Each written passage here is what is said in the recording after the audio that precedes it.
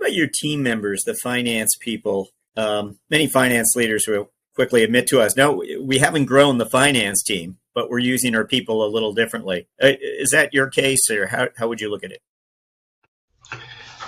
Well, I have an interesting finance team in that I do have a couple of people in the finance team who look like me in the sense that our corporate treasurer is someone who actually followed me into the president of the Asia Pac role.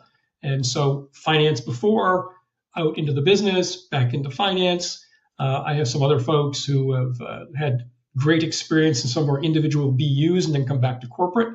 So I think that we certainly have a lot of capability, a lot of skills that are outside or beyond purely traditional finance, if you will, in the team. So I think that's working for us. And I do think that having those broader skill sets is really important to the overall success of the team. The teams get very involved and in what goes on. So if I was to divide my team into two groups, if you will, I have the BU CFOs. So the CFOs who support international and small business and mid-market and upmarket and our PEO. Those folks spend the bulk of their time with their own BUs, the BU presidents, and they contribute very much to the growth of the business and understanding the business.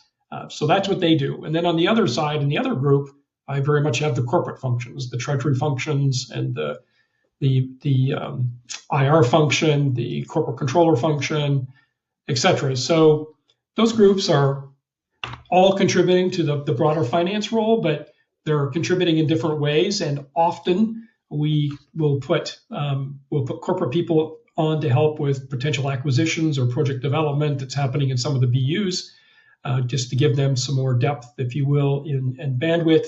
But the finance organization today gets a lot more involved in things like strategy and some of the operational issues, perhaps, than it did if I look back on my career years ago. So certainly I think finance team isn't growing too much. As a matter of fact, through a lot of efficiencies that we're seeing with AI and et cetera, we're seeing basically a flat finance organization despite growing the revenue by $5 or $6 billion over the last number of years.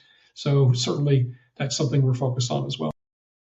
Yeah, so FP&A has changed somewhat. I think because we're able to utilize models better than we had, models have improved.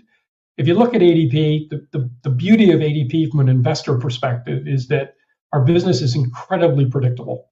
So we know how many people we pay, we know how much is recurring.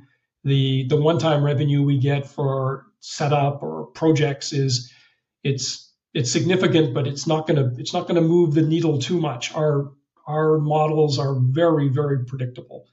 And so what we've done over time is we've centralized some of those models and the people who work on those models across some of our BUs to make sure that we can leave the BU CFOs, if you will, to focus on more of the project type understanding and the intricacies of the competition in the various segments we're in, et cetera, and really leverage the FP&A folks almost more in a back office perspective. They're sitting in the back, they're liaising and communicating, if you will, with all of the BUs, but they're able to build much more elaborate and much more predictable models that have been very successful in making sure that we hit our forecasts and meet the expectations and the guidance that we've issued to the street.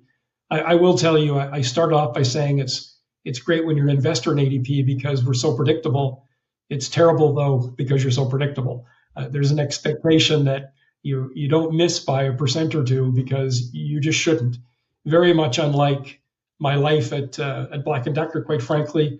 If there's a bread maker one year or a snake light or a dustbuster feature, the year comes and goes on a couple of new products. At ADP is just much more predictable, but certainly has a very much different expectation around predictability and the consistency of the numbers.